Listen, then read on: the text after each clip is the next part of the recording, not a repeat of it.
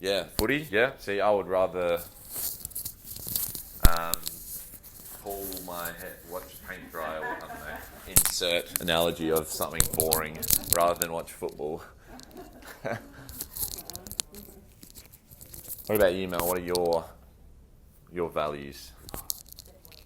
Family, yeah. Health and well-being. Okay. All right. And then what are your goals? Like, you both have, do you have like relationship and family goals and like social goals?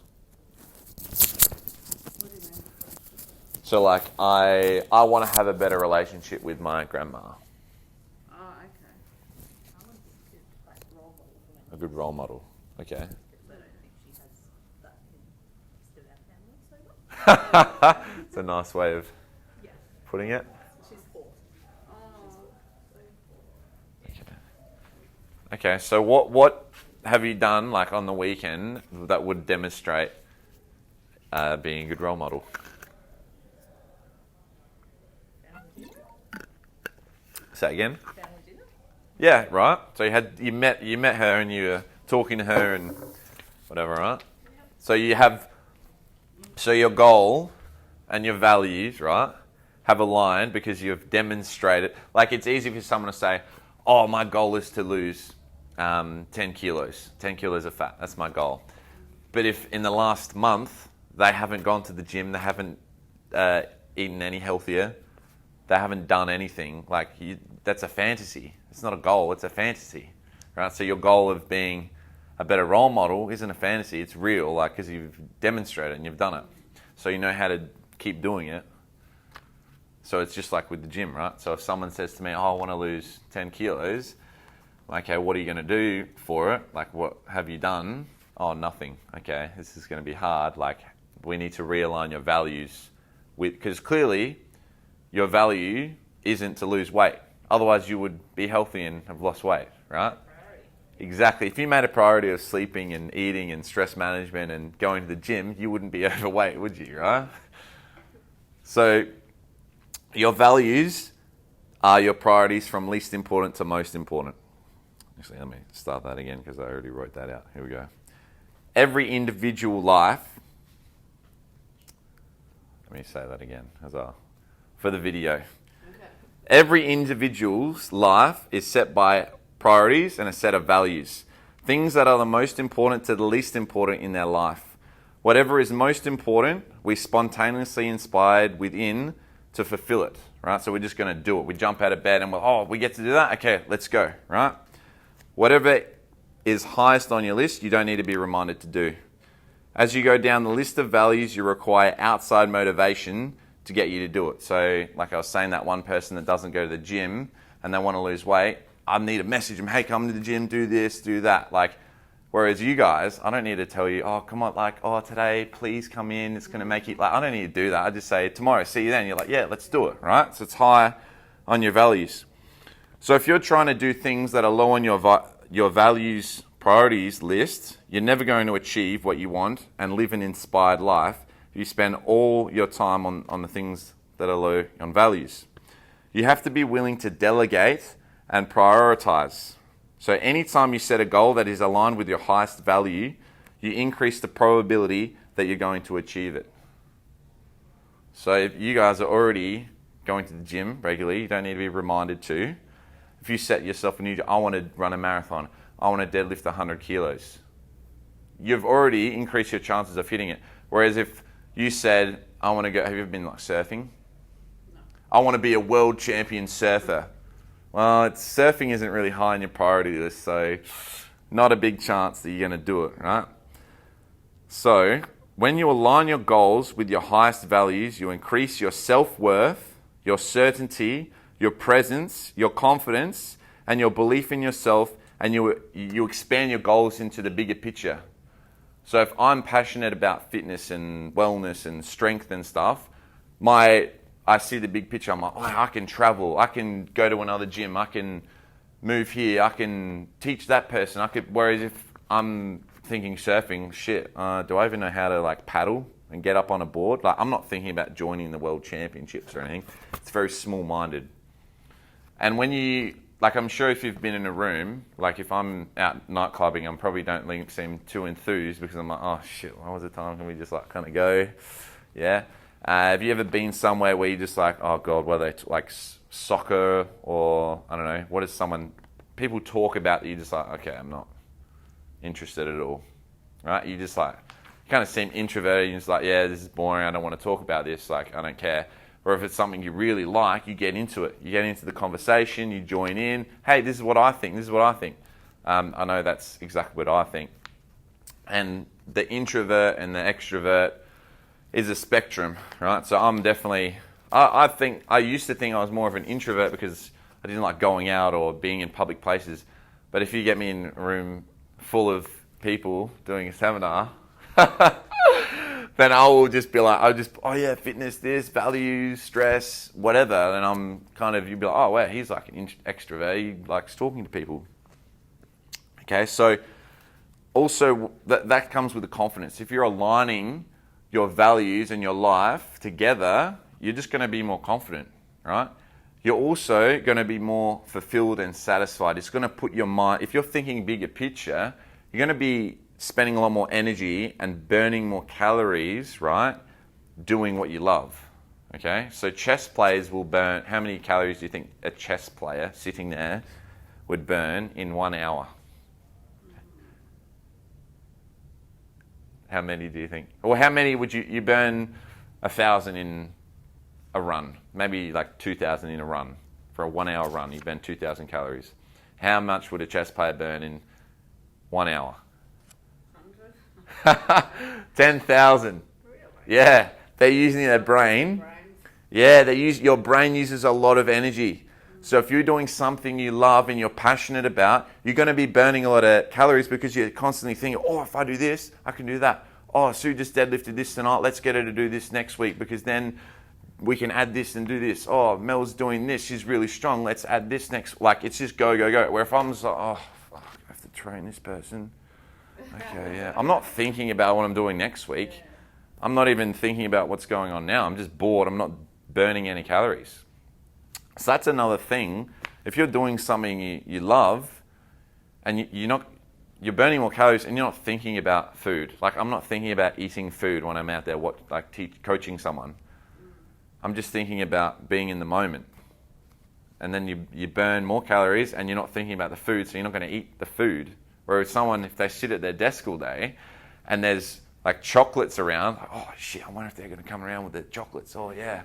And it gives you that dopamine hit because you're not getting the dopamine hit from being satisfied from what you're doing all day. So direction, your direction of your goals and your values headed in two separate directions. So if you think of this person here, they eat McDonald's 3 times a day, right? So their values are they enjoy eating McDonald's, so they're going this way. Where their values, they come in, they tell me I want to lose weight. Their goal is to lose 10 kilos. They're going this way. That's their goal. That's their value. They're going in two separate directions. What's going to happen? They might, right? If they're really dedicated and I commit them, I give them support and challenge, the perfect balance. Be like, hey, you're going to do this next week and then you're going to do this. And they're like, okay, no McDonald's, no McDonald's, no McDonald's. Oh, I went out with my friends. I had a couple beers and I ate McDonald's. But they didn't just eat one nugget. They had like 100. Then they're back over here. And then they're like, okay, I need to get back on. And then they yo-yo back and forth. And they're never properly aligned in the direction they want to go. So even if it's something simple, you're going to be all over the place. You need to write down. And there's a website I'll link you it's like 20 minutes that you would do all your values. And it's what have I demonstrated that are those values, and you're like, okay, that's what I do, and be really honest with yourself and be like, okay, those are my values, those are my goals, let's line them up. And it's going to be so much easier. Like a lot of people with chronic fatigue and anxiety and stress and fear and all those things, it's usually just because they have no purpose or fulfillment in life. So yeah, the test. No one else is going to make your life fulfilled and bring you closer to your goals. Okay, so I can't help you realign, like I can try and direct you in the right way of, okay, this is what you need your values to be. But at the end of the day, you're going to care more about your values and your goals than anyone else. I can't make your life feel fulfilled. No matter how hard I try, I can't do it. It's up to you. So if you're the only one in control of your reaching goals and you're not living to your highest value, then you're going to let others dictate your life. Right? So if you're coming to me, I don't feel fulfilled. Okay, do this. I'm just like controlling you. You're my robot. I'm do this. You're not going to be fulfilled. You're just being told what to do, which is very common in every workplace. Your boss just tells you what to do and you just do it. So when you're letting others dictate your life, you're going to be looking in other areas for that dopamine hit. You're not getting satisfied. You're waiting for that person to come around with chocolate. So instant gratification and that dopamine hit in your brain. So the food, sex, drugs, social media, texting, emails, video games, TV, porn are all things that you waste your time on, right? And they form unhealthy habits that aren't leading you closer to your goals and giving you a fulfilling life. Now, there are some exceptions, like if you're really like sex and you're a porn star, then yeah, your goals and your values are aligned, right? If you really like my brother, all he does is play video games, started a YouTube channel, uploads it to YouTube, and he makes money from literally sitting on his ass playing video games. So that's a perfect scenario of aligning your goals with your values. So it can be anything, like if I woke you up in the middle of the night and I was like, hey, let's go do this, and you're like, yes, let's go. Like that is your core values. You need to live your life in that direction. Okay? So when you set a goal, many people will set a goal, like I was talking about, and it's actually a fantasy. That person that values eating McDonald's and their goal is to lose weight, they want to lose weight, that's a fantasy. You keep eating McDonald's all the time, it's a fantasy. It's not a goal. So you need to think objective and not subjective. Subjective is with a bias, like, oh yeah, I've done this before, I can do it. It's like, no, objectively, wait, I haven't actually done anything for my health in the last year. I'm not being objective here. What are the challenges I'm going to face to overcome that? So set up a fantasy that has all positive outcomes. You're not thinking of the negative. Well, what if I fail? What if I do this?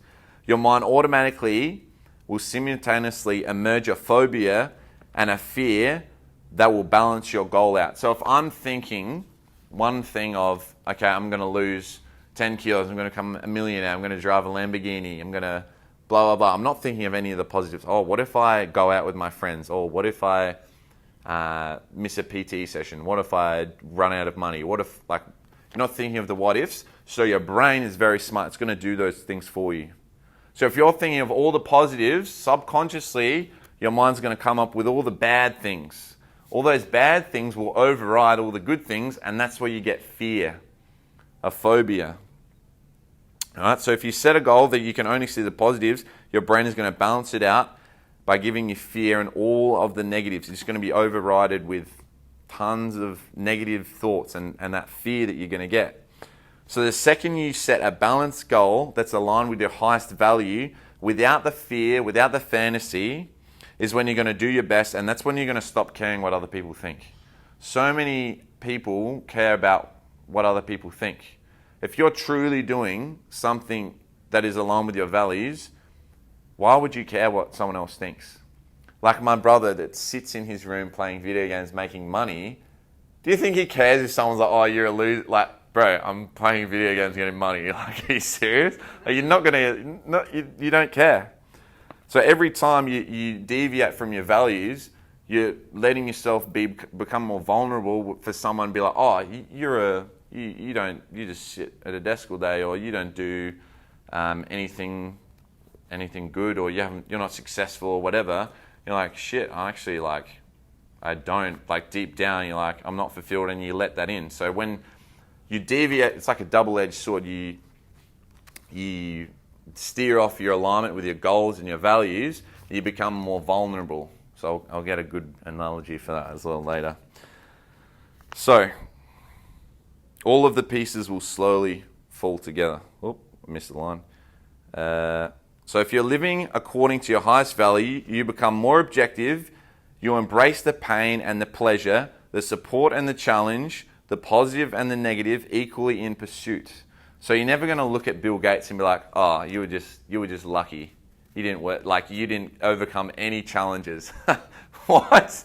He would have had so many challenges, but that's what he loves. He was following his, like if my brother came up against a really hard video game, he wouldn't be like, I give up. He would just like work even harder and he would enjoy the challenge. So Bill Gates, what's that? Bradman? Someone, I don't know. That Warren Buffett, that's what I'm thinking of. Warren Buffett, like when he comes against a challenge like the stock and the financial crisis or whatever it is, right? He would be like, oh, this is great. Like he sees it as a challenge. So when you're aligning your goals and your values, you see it as a challenge. You see it for pain and pleasure. You see it for good and bad. It's not all good or it's not all bad. It's both. You feel challenged. Right? So as an example, with video games, so a little boy is playing video games. He completes a level.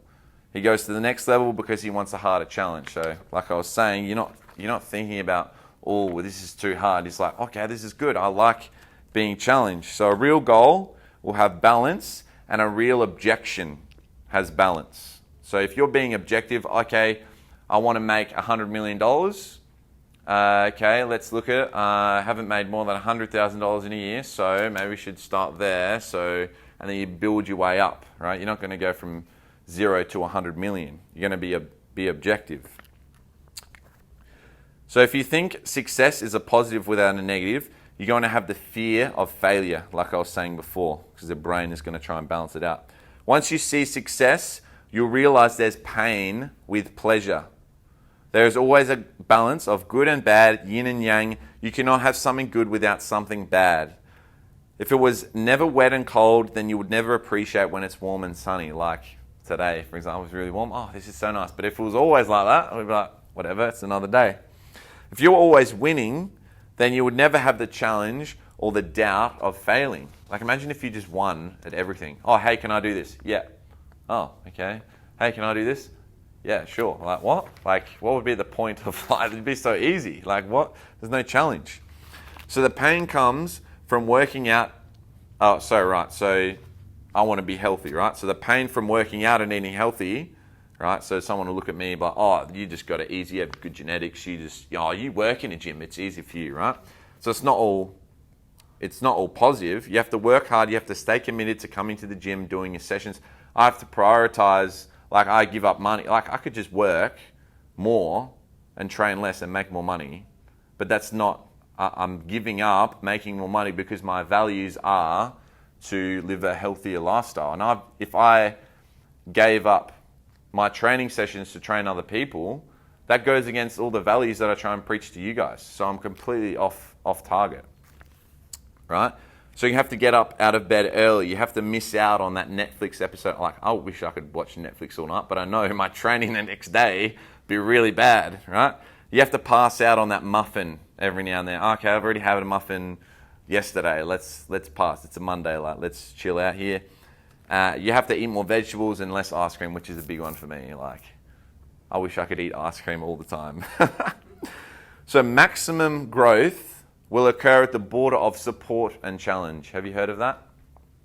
So if you support someone too much, that becomes too easy. They get bored. Like a good example is those kids that just get given everything. They're in high school and they're driving like Audis and all these super cool cars, and they're like causing all these problems. They're really immature. They have no moral compass or whatever, just because they're just given everything. They're never challenged. Right? Now, on the opposite end of the spectrum, if you're challenged too hard, you're just going to be burnt out. Like if I'm just, literally our whole session was me just like, this was shit, do this, your food was like that, do this, sleep more. Like you'd be like, holy shit, like calm down. Like that wouldn't be enjoyable. So you grow most between support and challenge, which I try and tiptoe on.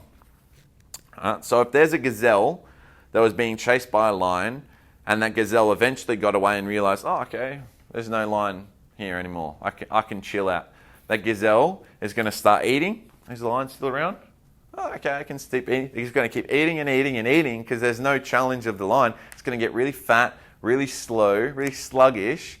Then when the lion does eventually come, it's done, right? So it wasn't challenged constantly.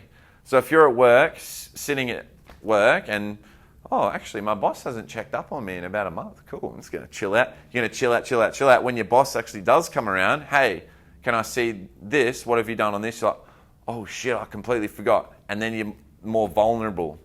So whenever you're not challenged, you become more vulnerable and open to threats and predators. If there's not enough, let me not mess this up, something about prey and predator. Too much prey and not enough predator, right? So too much eating, not enough lions, you're not going to be challenged, okay? So whenever you go and search for an easy laugh of eating, the more vulnerable you become to the lion. So you need support and the challenge. If you had nothing but support in your life and you're always giving everything, anything, whenever you wanted, you would have no resiliency. You have no ability to think on your feet. Like if everyone's paying for your bit, like this was for me, like mum would pay for everything or do everything for me, take me to the dentist, do my laundry, do this. Now when I'm off on my own and mum's gone away or whatever, I'm like, oh shit, I have to do my washing, I have to go get petrol, I have to do this, I have to drive here, I have to leave by like so many things because I'm not resilient. Mum's been doing, and I appreciate it, and I love my mum, and she's been doing everything for me. I haven't developed resiliency to think on my own. So it becomes stressful, right? So you need that, like mum probably supported me too much, which is not a bad thing. I'm not hating on you, mum. But it's just too much support, not enough challenge. And you see it on the other way, if the parents like those Asian tiger parents, they're just like, do this, you need to do this. Then the kid turns to drugs and sex or whatever, right? So good balance. You need to change the way you see things and look at the big picture. So the second you think you're successful and you're proud of that success, you're on your way down. So have you heard of like the old Chinese proverb? It's like you're like a tree. If you're not growing, you're dying. All right? So if you're not growing, if you're not getting better, you're dying. Like if you're sitting at a computer, oh, boss hasn't checked up on me. Cool. This is going to chill out, play some solitaire. You're dying. You're not growing. You're not thinking. You're not fulfilled. You're not going for that next thing. You're not like, oh, in a month time I can do this. And you're just working really hard. So set a goal that's objective in real time that's linked to your highest values. Your fear of failure isn't the enemy. Your fear of failure isn't the enemy. It can help you understand what's going on. Your brain is trying to keep you balanced. Remember, you grow the most between the border of support and challenge. You can't get rid of half of it. You can only do the good without the bad. If something is truly important to you, then you will demonstrate it. What is something you do every day that you don't need to be reminded about, right? So I asked someone before and they're like, oh, shower? I'm like, okay, yeah. I don't know how you make a career out of like showering, but you can try. So anytime you set a goal that isn't aligned with your highest values, you're setting yourself up for failure and you'll be living someone else's values and not yours, leaving yourself open to that vulnerability. So don't be second at being someone else. Be first at being you. So don't be like, oh, like if I went, oh, my brother's making money from sitting and playing video games, like, oh, I kind of like video games. I'm just going to do that. I'm being a second him. I'm not being my own me and doing stuff in the gym, right?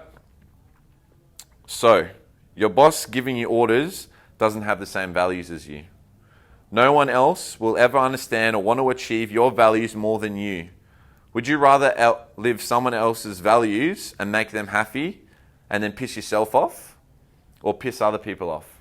So this made me really ponder, because I feel like I do that a lot. Like someone will ask me, oh, hey, let's go out for a coffee. I'm like, shit, I have like a lot of work to do. I have to prep my seminar. I have to write a program. I have to do this. But if I say no, then they'll think I'm like not a good friend or whatever.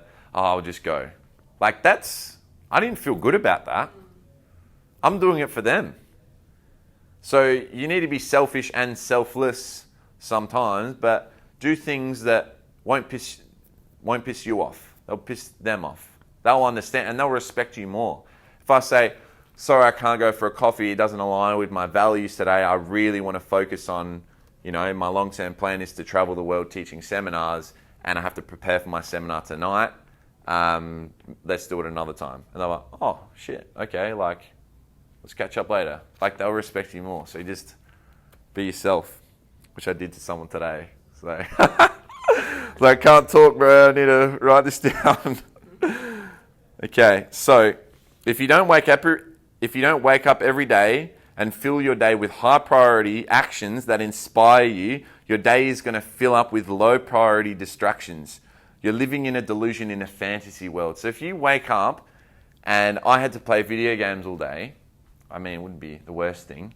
I would be like, oh, this TV show on. Oh, I'm going to go get breakfast, make this. Oh, I'm going to go check my Twitter. Oh, I'm going to do, like, I'm being distracted. If I'm waking up, like I wake up this morning, okay, shit, I need to start writing this down. I need to start planning my sessions. Like, I'm not worried about checking Instagram because it's not aligned with my high values. I know what my values are and I'm doing them. I get up, I'm just go, straight away. Okay, so set real goals with both sides of the story, the good and the bad. Know and mitigate the risks. Prepare for it. Break things down into small bites. And you want to have a fear of failure because you know you're not living in a fantasy world, right? So you want to know, okay, shit, if I do less sessions in the gym and focus more on my seminars, there's a chance I'll make less money. Like, screw it, let's just do this, right? So once your goal has been broken down into smaller bite-sized chunks, every day ask yourself, these were the questions I'm talking about, every day ask yourself, what do I love to do? How do I get handsomely paid to do it? What are the highest priority changes I can do today to make that happen? So if you did want to surf in the World Championship, okay, let me go out and go for a swim. Let me bring my board out, whatever. What obstacles might I run into and how do I solve them in advance? So not just thinking, oh, that might happen, might run out of money. Yeah, whatever. I was like, okay, what will happen if I run out of money? Okay, I live at home with no rent. I can ask Dad to borrow money. Like, okay, I'll be cool, right? What worked and what didn't work today? So this is a big one I've been doing recently. I try and think of all these little low priority distractions that come up during my day. So if someone calls me or they're like, let's hang out, and then I did go and hang out with them and piss myself off, then at the end of that, I actually didn't feel good about that. I'm going to write that down. So next time that happens, I'm going to give them the whole value priority speech, right? So a short pencil, write it down with a short pencil, is better than a long memory. I love that saying. So just carry a pencil around with you. How do I do it more effective and efficiently? So that comes in with the last question. If I didn't go out for coffee, I could have stayed home, done more of this. I could have had my own meal, which is quicker. A big one for me as well is if I'm constantly, every time I go to eat, I'm making it from scratch. If I had one chicken breast that I cooked every time I went to eat, that's a lot of time. That's not being very effective or efficient with my time. Whereas if at the start of the week I cook up 20 chicken breasts, have them all in the fridge, go downstairs, microwave, bang, done. So you save yourself like an hour of time throughout the week. Okay? So how did whatever I experienced today, and how did it serve me and fulfill my mission? That's a typo. How did whatever I do and experience today serve and fulfill my mission of aligning my values? So what, like I know today, I did a seminar, I feel good, I can go to sleep tonight. But if, say, I didn't feel good, I cancel it, didn't do anything all day, nothing I did all day fulfilled me or served my mission of my values. All right? And if I ate junk food all day, I didn't feel good about that, it didn't serve my values. So if your value is to be a good role model or deadlift 100 kilos or whatever, what did I do today to make that happen? Oh, I ate really good food, I prioritized my sleep, that's being a good role model. Or I went to the gym, or I ate my protein, and so on. All right? So if you ask yourself those questions every day, it is impossible, it's going to be impossible to not make progress towards your goals and towards your new amazing life. Right? So just do all these, and there you go. That's it. Any questions?